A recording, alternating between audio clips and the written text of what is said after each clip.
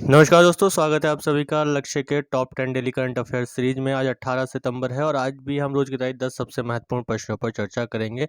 इससे पहले हम आगे बढ़े, मैं आप लोगों को बता दूं कि आप लक्ष्य पर आप हमें फॉलो कर सकते हैं और ज़रूरी जीके से संबंधित जानकारियों को प्राप्त कर सकते हैं। तो टेलीग्राम पर आप हमें लक्ष्य डेली करंट अफेयर्स के नाम से सर्च कर सकते हैं या फिर लक्ष्य 007 आप लिख कर सर्च करेंगे तो सबसे पहले चैनल हमारा आ जाएगा और ये लोगो आपको जो है दिखाई देगा डीपी पर। तो आप उसे सब्सक्राइब कर लें, ज्वाइन कर लें और इसके साथ ही जो लोग नए हैं वो यूट्यूब पर हमें सब्सक्राइब करना ना भूलें। चलते हैं पिछली वीडियो के अंत में पूछे गए प्रश्न पर सबसे पहले। तो पिछली वीडियो के अंत में जो प्रश्न हमने पूछा था कि हाल ही में भारत पेट्रोलियम कॉरपोरेशन लिमिटेड के अध्यक्ष कौन बने। तो ऑप्शन थे अरुण कुमार सिंह, राजीव खन्ना, हरदीप सिंह पुरी या अजय मीना। तो इसका उत्तर क्या होगा? इसका उत्तर होगा अरुण कुमार सिंह। अरुण कुमार सिंह जिन लोगों ने भी उत्तर दिया है वह बिल्कुल सही उत्तर दिया है। तो इसी के साथ ही चलते हैं आज के अपने पहले प्रश्न पर। तो आज का हमारा पहला प्रश्न है कि हाल ही में सुर्खियों में रही बेम्बनाद झील कौन सी झील? बेम्बनाद झील भारत के किस राज्य में है? तमिलनाडु, केरल, कर्नाटक या मणिपुर। तो इसका उत्तर क्या होगा दोस्तों? इसका उत्तर होगा केरल। इसका उत्तर क्या होगा? इसका उत्तर होगा केरल। और केरल की वेम्बनाड झील अभी हाल ही में सुर्खियों में रही, जहां मछलियों की प्रजातियों की संख्या का पता लगाने के लिए एक वार्षिक सर्वेक्षण किया गया। और इस सर्वेक्षण में भारत के सुप्रसिद्ध पर्यावरणीय गैर सरकारी संगठन यानी कि एक एनजीओ है जो पर्यावरण के लिए काम करता है, उसका नाम है Ashoka trust for research and ecology and environment. इसने यह सर्वे करवाया। किसने करवाया? Ashoka trust for research and ecology and environment ने यह सर्वे करवाया है। इसी के साथ ही आगे बढ़े तो हम पाते हैं कि बेमना झील केरल में स्थित एक अंतर्राष्ट्रीय महत्व की आर्द्र भूमि है और इसे रामसर स्थल में 2002 में शामिल किया गया था। रामसर स्थल घोषित किया गया था। कब घोषित किया गया था? 2002 में इसे रामसर स्थल घोषित किया गया था, जो कि एक आर्द्र भूमि है, एक वेटलैंड है। तो बेम्बनाड झील केरल में स्थित एक अंतर्राष्ट्रीय महत्व की आर्द्र भूमि है, वेटलैंड है और एक रामसर स्थल है, जिसे 2002 में रामसर स्थल घोषित किया गया था। अभी वर्तमान में देखें तो वर्तमान में भारत में रामसर स्थलों की संख्या 46 हो गई है और सबसे ज़्यादा रामसर स्थल किस राज्य में है अभी वर्तमान में?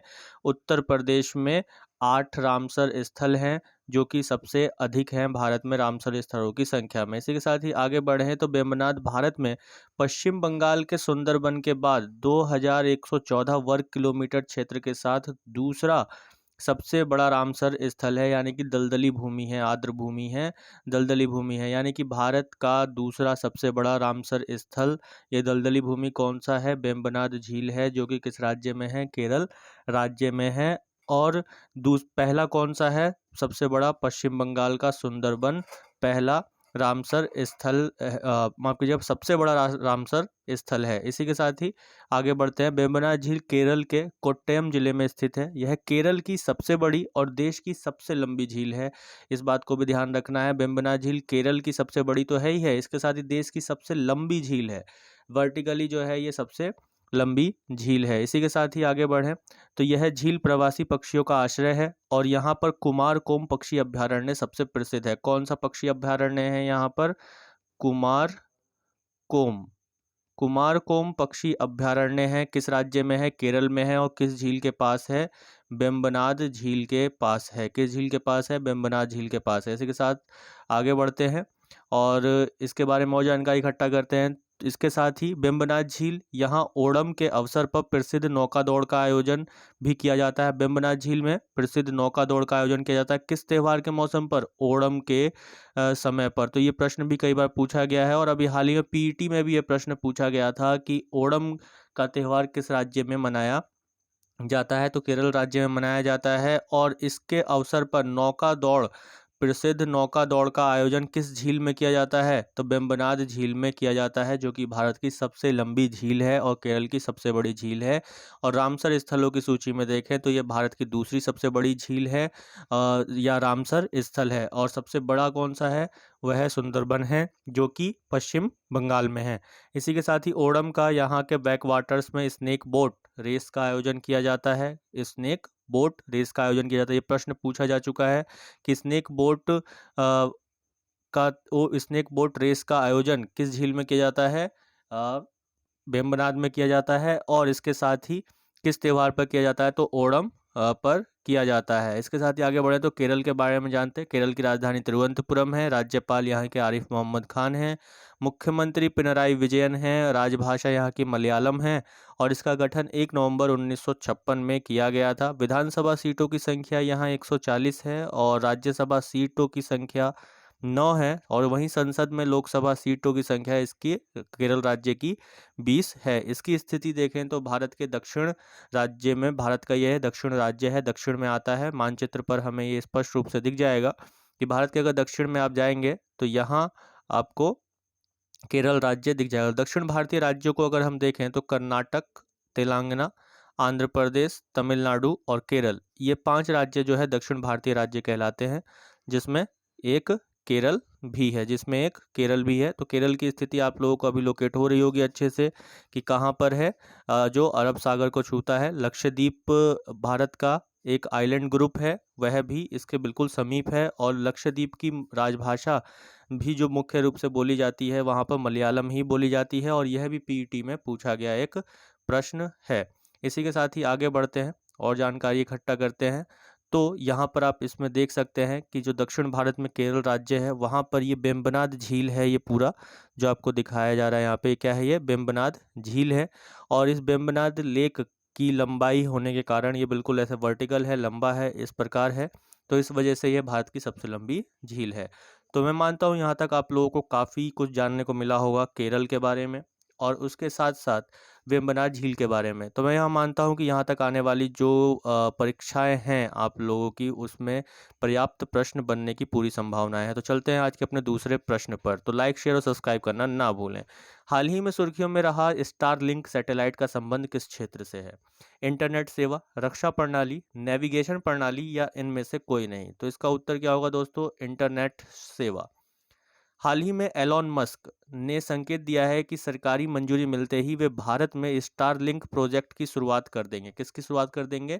स्टारलिंक प्रोजेक्ट की शुरुआत कर देंगे एलन मस्क जो कि एक अमेरिकी उद्यमी है और स्पेस से संबंधित कार्यक्रमों में हिस्सा लेते हैं और वहाँ से कई शोध भी करते हैं।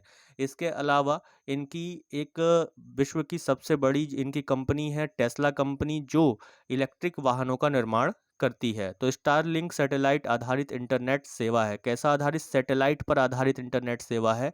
इसमें टावर इत्यादि की आवश्यकता नहीं है या फिर फाइबर केबल इत्यादि की आवश्यकता नहीं होती है, जैसा कि अभी हम वर्तमान में इस्तेमाल करते हैं। तो एलन मस्क ने साल 2015 में इस सर्विस का ऐलान किया था। स्टारलिंक प्रोजेक्ट में लो ऑर्बिट सैटेलाइट के जरिए पूरी धरती पर समान रूप से इंटरनेट सेवा दी जाएगी।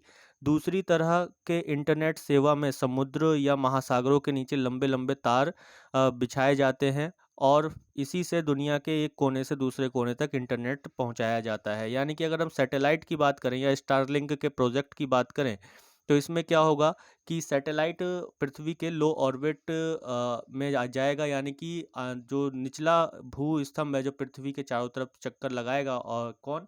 सैटेलाइट छोड़े जाएंगे जो कि स्टारलिंक सैटेलाइट छोड़ेगा और पृथ्वी के चारों तरफ यह चक्कर लगाएगा। लेकिन वहीं दूसरी तरह से इंटरनेट सेवा जो अभी वर्तमान में हम लोगों को मिलती है वो कैसे मिलती है? तारों के माध्यम से मिलती है। तो इसी चीज़ को दूर करने के लिए और इस समय भारत में भी वायरलेस इंटरनेट के नाम पर वाईमैक्स सर्विस को दिया जाता है।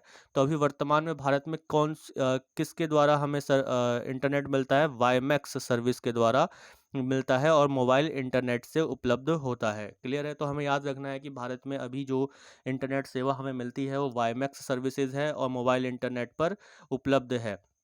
इसके साथ ही यह सैटेलाइट से डायरेक्ट लिंक ना होकर टेरेस्ट्रियल नेटवर्क से जुड़ा हुआ है, यानी कि ज़मीन पे जो नेटवर्क होता है भूमि पर टावर इत्यादि उससे जुड़ा हुआ है, सैटेलाइट से नहीं। सैटेलाइट क्या होगा? आकाश में होगा, अंतरिक्ष में छोड़ा जाएगा।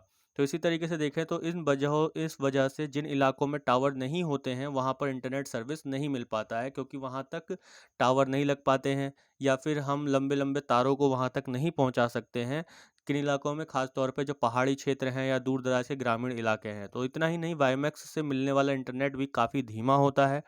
तो स्टारलिंक प्रोजेक्ट के जरिए इलोन मस्क आसमान में कई हजार सैटेलाइट को लॉन्च करेंगे और इन सैटेलाइट को आपस में लेज़र के द्वारा जोड़ा जाएगा। गौरतलब है कि कंपनी द्वारा आसमान में कुछ सैटेलाइट लॉन्च भी किए जा चुके हैं। तो कंपनी की योजना है, यानी कि जो कंपनी है एलन मस्क की, उनकी योजना है कि करीब 42,000 सैटेलाइट लॉन्च किए जाएंगे और इतनी बड़ी संख्या में सैटेलाइट लॉन्च करने से आपके धीमे इंटरनेट की समस्या को ख़त्म किया जाएगा। साथ ही स्टारलिंक से इंटरनेट की सस्ता भी हो जाएगा। स्टारलिंक से इंटरनेट सस्ता भी हो जाएगा, ऐसा उनका मानना है। और इसमें सबसे बड़ा कंसर्न अंतरिक्ष कचरे को लेकर है, यानी कि जो एक चिंता व्यक्त की गई है इस चीज़ को लेकर कि इसमें चिंता और क्या, उससे हानि क्या हो सकता है। तो एक हानि ये हो सकता है कि अंतरिक्ष में कचरा बहुत बढ़ सकता है, क्योंकि कंपनी ने अंतरिक्ष में 42,000 सैटेलाइट लॉन्च करने की योजना बनाई है।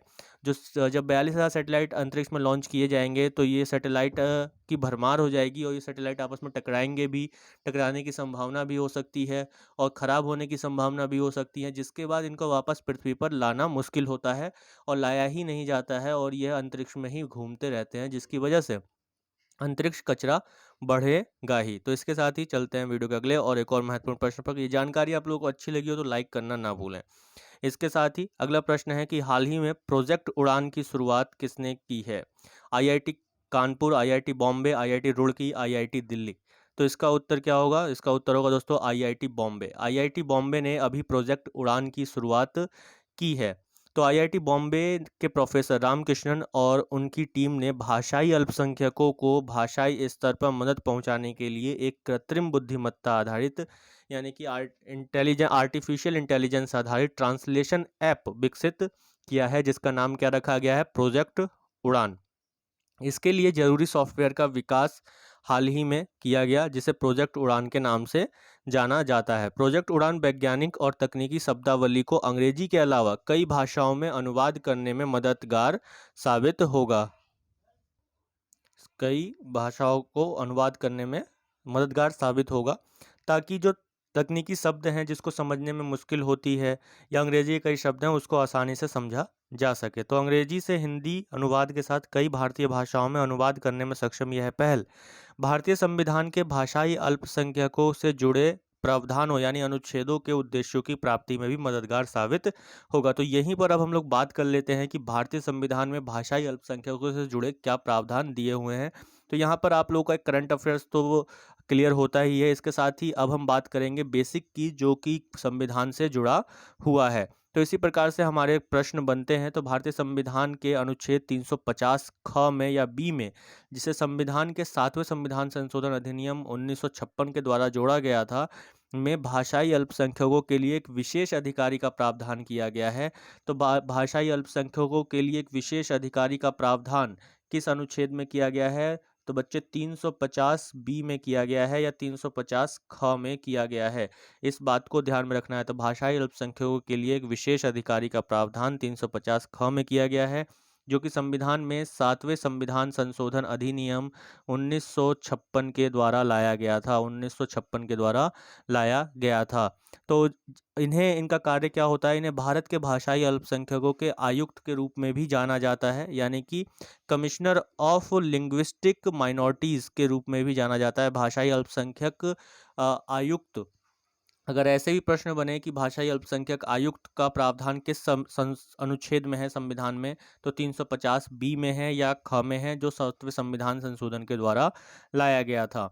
और इसी रूप में जाना जाता है इन्हें, जिन्हें संविधान में भारत के भाषाई अल्पसंख्यकों के लिए रक्षा उपाय के संबंध में कई मामलों का अन्वेषण भी करना होता है। वहीं अनुच्छेद 350 ए का जो उद्देश्य है, ये तो हमने ख देखा जिसमें भाषाई अल्पसंख्यकों के विशेष अधिकारी हैं, लेकिन 350 ए का उद्देश्य क्या है? कि राज्य की ओर से भाषाई अल्पसंख्यकों को प्राथमिक स्तर पर मातृभाषा में शिक्षा देने के लिए पर्याप्त सुविधाएं प्रदान करने का प्रयास किया जाए। इसका मतलब ये है कि अनुच्छेद 350 ए कहता है कि विशिष्ट भाषाई अल्पसंख्यक समूहों के बच्चों, देखो भाषाई अल्पसंख्यक समूह क्या होंगे, इस बात को भी समझने की ज़रूरत है, ताकि आप इस कंसेप्ट को समझ सके कि हम बात किस बात की कर रहे हैं, कि भाषाई अल्पसंख्यक शब्द का मतलब क्या होता है। कोई एक भाषा जिसे बहुत ही कम लोग बोलते हैं, उस समूह को हम भाषाई अल्पसंख्यक कहते हैं। जैसे नेपाली बोले जाने वाले लोग बहुत कम हैं भारत में, तो वो भाषाई अल्पसंख्यक हैं। संस्कृत बोलने वाले लोग बहुत कम हैं, तो वो भाषाई अल्पसंख्यक हैं। तो इस आधार पर हम ये देखते हैं कि जिनकी संख्या किसी एक विशेष भाषा को बोलने वालों की कम होती है, उसे हम भाषाई अल्पसंख्यक कहते हैं। तो उनके बच्चों को उनकी मातृभाषा में निर्देश दिए जाते हैं या शिक्षा दिए जाने पर जोर दिया गया है 350 ए में। और इसके निरीक्षण के लिए, इसके कार्य को आगे बढ़ाने के लिए 350 बी में 7वें संविधान संशोधन के द्वारा भाषाई अल्पसंख्यकों के लिए एक विशेष अधिकारी का प्रावधान किया गया। प्रोजेक्ट उड़ान भारतीय संविधान के अनुच्छेद 350 ए के आदर्शों को पूरा करने में मददगार साबित होगा, ऐसा आईआईटी बॉम्बे की टीम का मानना भी है। तो भारत में भाषाई अल्पसंख्यकों के अधिकार संरक्षण की अगर हम बात करें तो राष्ट्रीय भाषाई अल्पसंख्यक आयोग भाषाई अल्पसंख्यकों के लिए उपलब्ध सुरक्षा उपायों से संबंधित सभी मामलों की जांच करता है एवं उसके बाद इसकी रिपोर्ट राष्ट्रपति के समक्ष प्रस्तुत भी करता है। वर्ष 1992 में राष्ट्रीय अल्पसंख्यक आयोग अधिनियम 1992 राष्ट्रीय अल्पसंख्यक आयोग अधिनियम 1992 के अधिनियमन के साथ ही अल्पसंख्यक आयोग एक सांविधिक यानी कि वैधानिक स्टैच्यूटरी बॉडी निकाय बन गया। देखिए, एक वैधानिक निकाय क्या होता है? वैधानिक निकाय या सांविधिक निकाय होता है जिसे संसद द्वारा किसी एक अधिनियम के माध्यम से बनाया गया हो। ठीक है, तो इसका नाम बदलकर अभी वर्तमान में हम लोग क्या जानते हैं? राष्ट्रीय अल्पसंख्यक आयोग के नाम से अभी हम इसको जानते हैं। वहीं अगर बात करें तो भारतीय संविधान के अनुच्छेद 29 और 30 में भाषाई अल्पसंख्यक समुदाय के अधिकारों के संरक्षण की बात की गई है। किसमें? संविधान के अनुच्छेद 29 और 30 में। ये अनुच्छेद संविधान के भाग 3 के अंतर्गत आता है, जिसको हम मूल रूप से मौलिक अधिकार कहते हैं। मौलिक अधिकारों का जो भाग है, भाग 3, उसके अंतर्गत ये हम देखते हैं अनुच्छेद 29 और 30 जो भाषाई अल्पसंख्यक समुदायों के अधिकारों के संरक्षण की बात करता है। तो इसी के साथ ही चलते हैं दोस्तों वीडियो के अगले प्रश्न पर। यहाँ तक की जानकारी आप लोगों को अच्छी लगी हो और आपको लगा हो कि हाँ, इससे प्रश्न बनने की पूरी संभावना है। देखिए, मैं प्रश्न भी वही डालता हूँ जिससे आपकी पूरी संभावना बनी रहती है। बेशक आप चाहे आईएएस स्तर का पेपर दे रहे हों या फिर पीसीएस स्तर का पेपर दे रहे हों या फिर यूपी एसआई का पेपर दे रहे हों, बिहार एसआई दे रहे हों, राजस्थान एसआई दे रहे हों, सभी में यह प्रश्न आपको बड़े आराम से देखने को मिल जाएंगे अगर आप रेगुलर बने हुए हैं, रेगुलर नोट्स तैयार कर रहे हैं, रेगुलर उनको रिवाइज कर रहे हैं। जरूरी नहीं है कि आप डेली पढ़ें। अगर एक दिन के गैप पर वीडियोस आ रही हैं तो इसका मतलब ये है कि आपके लिए बहुत अच्छी चीज़ें ला रहा हूँ मैं। और एक दिन आप पढ़िए, दूसरे दिन उसको अच्छे से रिवाइज कीजिए, तभी ये चीज़ें आपको समझ में आएंगी। Daily one liner current affairs से कुछ नहीं होने वाला। आजकल के जो कंसेप्ट बने हुए हैं या जो कंपटीशन का टाइम है उसको देखते हुए। तो चलते हैं वीडियो के अगले और एक और महत्वपूर्ण प्रश्न पर कि हाल ही में सूचना और प्रसारण मंत्रालय ने फर्जी खबरों का मुकाबला करने के लिए किस सोशल मीडिया प्लेटफॉर्म में अपना अकाउंट लॉन्च किया है? फेसबुक, इंस्टाग्राम, टेलीग्राम या इनमें से कोई नहीं? तो इसका आंसर क्या होगा? इसका आंसर होगा टेलीग्राम। तो सूचना और प्रसारण मंत्री ने फर्जी खबरों का मुकाबला करने के लिए सोशल मीडिया प्लेटफॉर्म टेलीग्राम पर अपना अकाउंट लॉन्च किया है। इसे पीआईबी फैक्ट चेक के रूप में लॉन्च किया गया था, जिसका उद्देश्य केंद्र से संबंधित जानकारी को सत्यापित करना और लोगों तक प्रसारित करना है। अगर आप टेलीग्राम पर पीआईबी फैक्ट चेक करके लिखेंगे और सर्च करेंगे तो आपको जो है ये सूचना और प्रसारण मंत्रालय से संबंधित पीआईबी यानी कि प्रेस इन्फॉर्मेशन ब्यूरो का चैनल मिल जाएगा, जो पीआईबी फैक्ट चेक के नाम से होगा। इस पर किसी भी तरीके के जो भी न्यूज़ आप लोग देखते हैं, समाचारों में देखते हैं, कोई समाचार कुछ भी बताता रहता है कोई न्यूज़ चैनल, या फिर आपके फेसबुक या व्हाट्सएप पर कोई फेक न्यूज़ आती है, कोई न्यूज़ आती है, तो आप उसे कैसे पता चले करे कि वो सही है या नहीं? तो इसको जो है पीआईबी रेगुलर अपने टेलीग्राम अकाउंट पर रेगुलर अपडेट करता रहता है कि भाई ये न्यूज़ जो है काफ़ी चल रही है, ये सही है या नहीं है। उसके बारे में आपको जानकारी बड़े आसानी से पीआईबी फैक्ट चेक पर मिलेगी और ये प्रमाणित भी है, सूचना और प्रसारण मंत्रालय की एक एजेंसी के रूप में भी है। तो इसी के साथ ही चलते हैं वीडियो के अगले और एक और महत्वपूर्ण प्रश्न पर। अगला प्रश्न है कि किस संगठन ने reform in urban planning capacity in India शीर्षक से एक रिपोर्ट लॉन्च की है? तो इसका उत्तर क्या होगा? इसका उत्तर होगा दोस्तों नीति आयोग ने। नीति आयोग, वित्त आयोग, चुनाव आयोग, तो इनमें कोई नहीं, तो इसका आंसर क्या होगा? नीति आयोग। तो अभी नीति आयोग ने भारत में शहरी नियोजन क्षमता बढ़ाने के उपायों पर एक रिपोर्ट जारी की। क्या? शहरी नियोजन क्षमता। शहरी नियोजन क्षमता मतलब कि यहाँ पर इसकी प्लानिंग कैपेसिटी, इस एक शहर को कितना अच्छा बनाया जा सकता है या नहीं बनाया जा सकता है, और उसके अंतर्गत रोजगार की उपलब्धता कैसे सृजित की जा सकती है। तो इस पर एक रिपोर्ट जारी की जिसका शीर्षक क्या है? Reform in urban planning capacity in India, ये इसका शीर्षक रहा है। और इस रिपोर्ट को नीति आयोग द्वारा संबंधित मंत्रालयों और शहरी और क्षेत्रीय योजना के क्षेत्र में प्रतिष्ठित विशेषज्ञों के परामर्श से विकसित किया गया है। नीति आयोग की बात करें, यहीं पर जब नीति आयोग की बात आ रही है तो नीति आयोग के विषय में जो एक बेसिक जानकारी है वो भी हमें पता होनी चाहिए। तो 1 जनवरी 2015 को थिंक टैंक के रूप में अस्तित्व में आए नीति आयोग, यानी national institution for transforming India, full form क्या है नीति की? National institution for transforming India, यानी कि नीति। और कब आया ये? 1 जनवरी 2015 को ये अस्तित्व में आया। 1 जनवरी 2015 में यह अस्तित्व में आया है। इसी के साथ ही आगे बढ़ें तो केंद्र सरकार की नीति निर्धारण संस्था के रूप में नीति आयोग देश भर के सुझाव आमंत्रित करके जन भागीदारी एवं राज्य सरकारों की भागीदारी में नीतियां बनाने का काम यह करता है। इसी के साथ ही आगे देखें तो अगस्त 2014 को प्रधानमंत्री ने योजना आयोग को भंग करने की घोषणा की थी, और इसके बाद योजना आयोग के भंग होने के साथ ही पंचवर्षीय योजना का भी युग समाप्त हो गया था। अब यानी कि पंचवर्षीय योजना नहीं आती हैं। आखिरी पंचवर्षीय योजना 2012 में तय की गई थी। तो वित्त आयोग माफ कीजिएगा, नीति आयोग योजना आयोग की भांति ही भारत सरकार की केंद्रीय मंत्रिमंडल द्वारा सृजित एक निकाय है।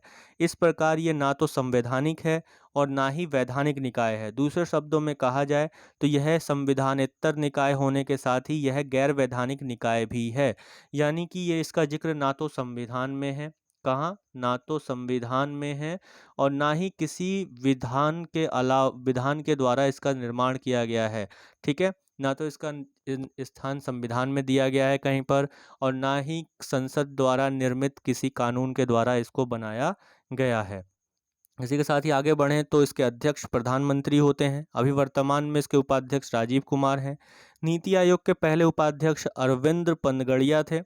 इसके साथ ही वर्तमान में जो सीईओ हैं वह अमिताभ कांत हैं। तो अगला और महत्वपूर्ण प्रश्न, अभी तक की जो जानकारी आप लोगों को अच्छी लगी हो तो लाइक शेयर सब्सक्राइब करना ना भूलें। प्रश्न है कि एमएसएमई समूहों के अपग्रेडेशन के लिए योजना विशिष्ट ऋण प्रदान करने के लिए किस संगठन ने असम सरकार के साथ भागीदारी की है? आरबीआई, आईडीबीआई, सिडबी यानी कि SIDBI, या इनमें से कोई नहीं। तो इसका उत्तर क्या होगा? इसका उत्तर होगा सिडबी। आगे हम देखें तो भारतीय लघु उद्योग विकास बैंक यानी कि सिडबी ने घोषणा किया है कि सिडबी क्लस्टर डेवलपमेंट फंड के तहत योजना विशिष्ट ऋण सहायता विभिन्न मौजूदा एमएसएमई क्या होता है? जो छोटे लघु उद्योग होते हैं उनके समूहों को बढ़ावा देने के लिए, नए औद्योगिक बुनियादी ढांचे के विकास को बढ़ावा देने के लिए असम की राज्य सरकार को यह ऋण परियोजना के द्वारा इस ऋण प्रदान किया जाएगा।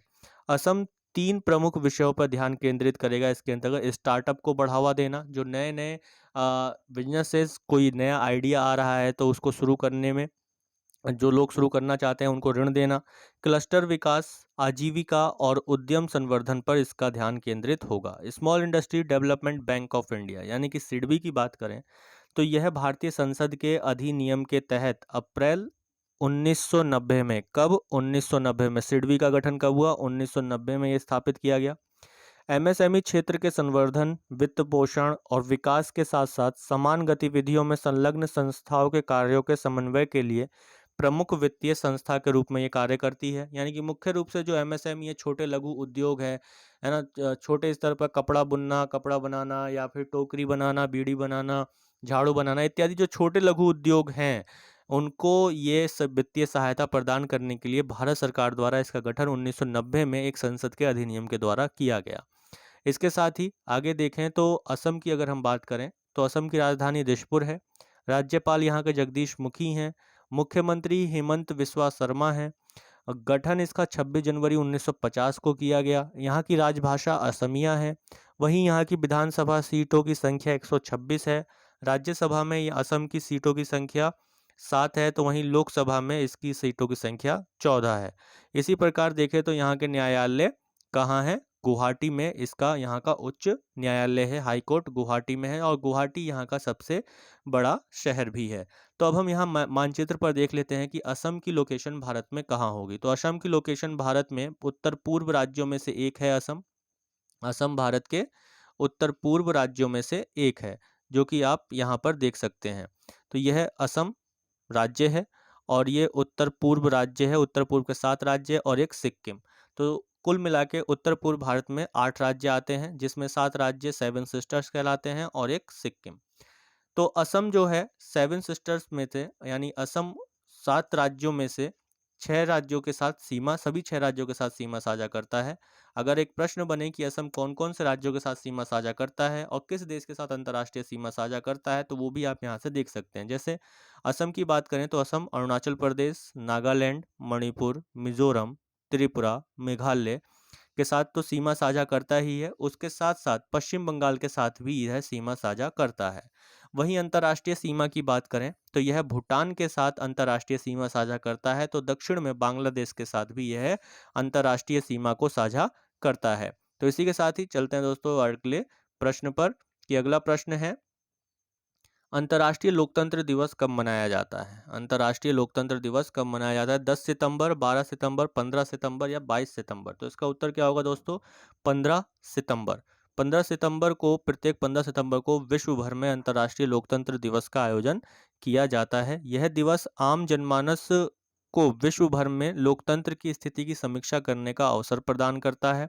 संयुक्त राष्ट्र के अनुसार लोकतंत्र समावेश, समान व्यवहार और भागीदारी पर बनाया गया है और केवल अंतर्राष्ट्रीय समुदाय, राष्ट्रीय शासी निकाय, नागरिक समाज व आम जनमानस की पूर्ण भागीदारी के माध्यम से ही जीवंत लोकतंत्र का निर्माण किया जा सकता है। एक जीवंत लोकतंत्र का निर्माण किया जाना महत्वपूर्ण है, क्योंकि यह मानव अधिकारों की रक्षा हेतु अनिवार्य होता है। यानी कि लोकतंत्र जो है मानव अधिकारों की रक्षा के लिए एक महत्वपूर्ण रूप माना जाता है संयुक्त राष्ट्र के अनुसार। तो 15 सितंबर को अंतर्राष्ट्रीय लोकतंत्र का दिवस मनाया जाता है। इंटरनेशनल डेमोक्रेसी डे 15 सितंबर को हर साल मनाया जाता है। वहीं देखें तो यह दिवस वर्ष 2007 में संयुक्त राष्ट्र महासभा द्वारा प्रस्तावित किया गया और उसके माध्यम से विभिन्न देशों की सरकारों ने अपने देश में लोकतंत्र को मजबूत और समेकित करने के लिए प्रोत्साहित करने हेतु इसे स्थापित किया गया। यानी कि 2007 से हम हर साल 15 सितंबर को क्या मनाते हैं? अंतर्राष्ट्रीय लोकतंत्र दिवस मनाते हैं। इसके बाद 2008 में पहली बार अंतर्राष्ट्रीय लोकतंत्र दिवस मनाया गया। कब मनाया गया? पहली बार 2008 में मनाया गया। यानी कि 2007 से इसको शुरू किया गया, इसको पारित किया गया और 2008 में इसको पहली बार मनाया गया। इसके साथ ही चलते हैं वीडियो के अगले और एक और महत्वपूर्ण प्रश्न पर। जानकारी अच्छी लगी हो तो लाइक, शेयर और सब्सक्राइब करना ना भूलें।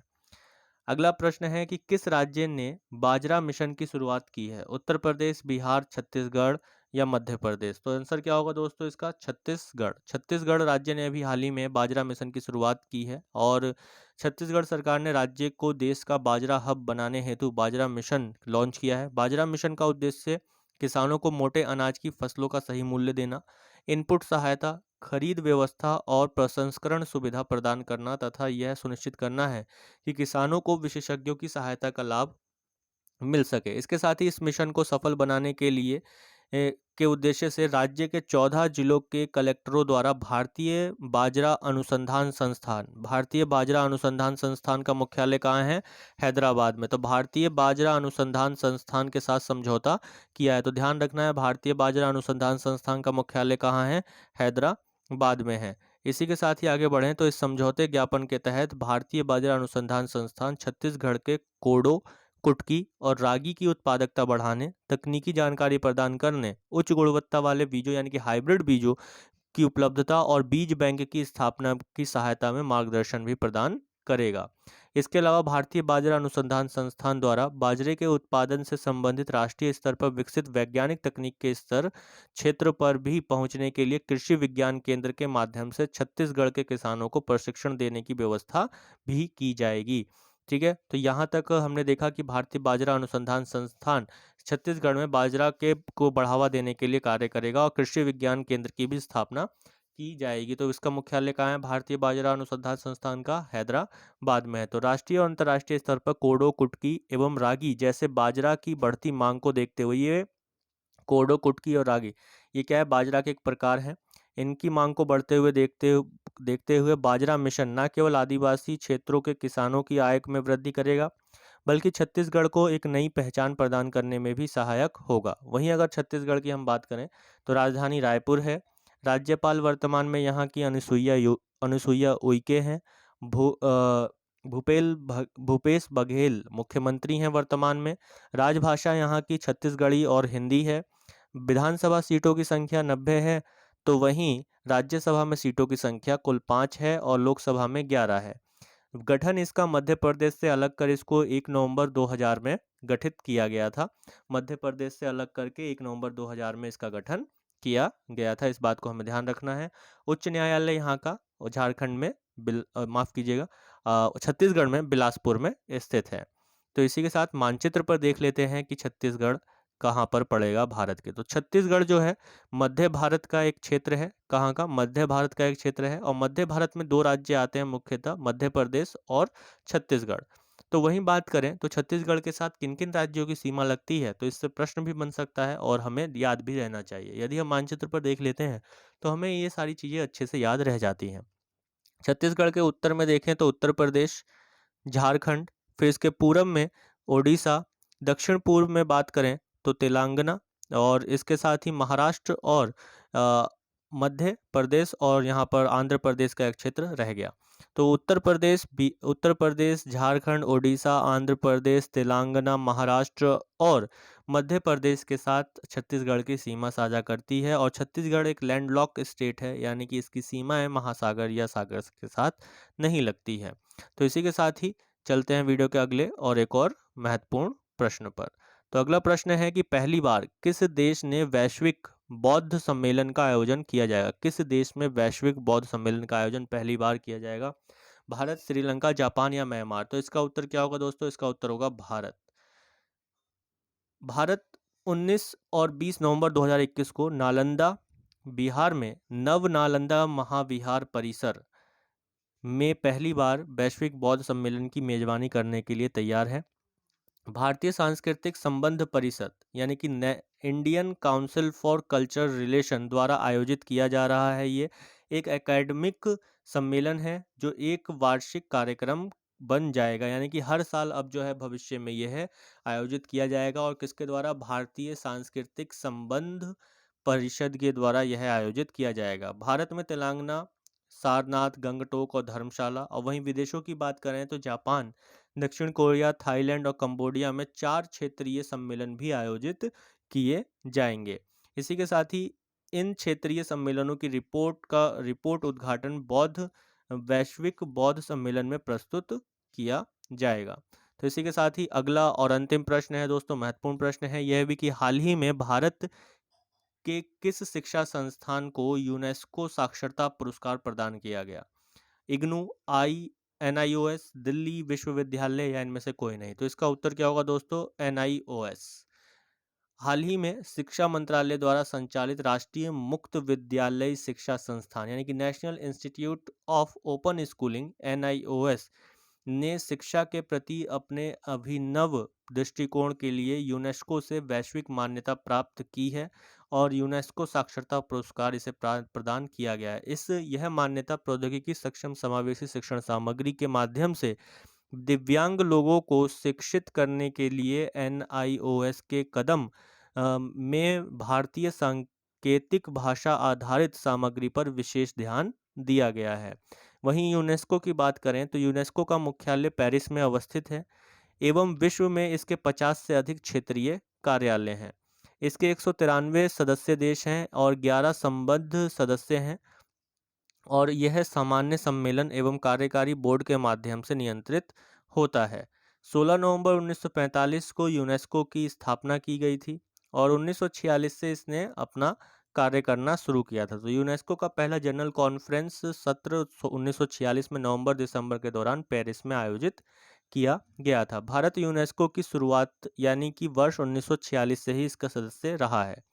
यूनेस्को के द्वारा कुछ महत्वपूर्ण रिपोर्ट्स जारी की जाती हैं, जिसमें यूनेस्को विज्ञान report, global education monitoring report, McBride report 1980 को ये महत्वपूर्ण रिपोर्ट्स हैं। इसके अलावा यूनेस्को में अंतर्राष्ट्रीय पुरस्कार एवं भारत से संबंध पुरस्कार कौन कौन से हैं? सहिष्णुता एवं अहिंसा को प्रोत्साहित करने के लिए यूनेस्को मदनजीत सिंह पुरस्कार दिया जाता है। वहीं एक और पुरस्कार है विज्ञान के प्रसार प्रचार के लिए, यूनेस्को कलिंग पुरस्कार। ठीक है, यूनेस्को कलिंग पुरस्कार, ये भी कौन देता है? यूनेस्को देता है। तो ये थे आज के हमारे 10 सबसे महत्वपूर्ण प्रश्न। आ जाते हैं वीडियो के अंत में पूछे जाने वाले प्रश्न पर। इसका उत्तर आप सभी लोग कमेंट बॉक्स में जरूर दीजिएगा कि क्वाड देशों की पहली व्यक्तिगत बैठक का आयोजन कहाँ किया जाएगा? Tokyo Japan, new Delhi Bharat, New York USA, Canberra Australia. तो इसका उत्तर आप सभी लोग कमेंट बॉक्स में जरूर दीजिएगा। ये वीडियो आप लोगों को अच्छी लगी हो तो लाइक शेयर और सब्सक्राइब करना ना भूलें। अंत तक बने रहने के लिए आप सभी का बहुत बहुत धन्यवाद। जय हिंद, जय भारत।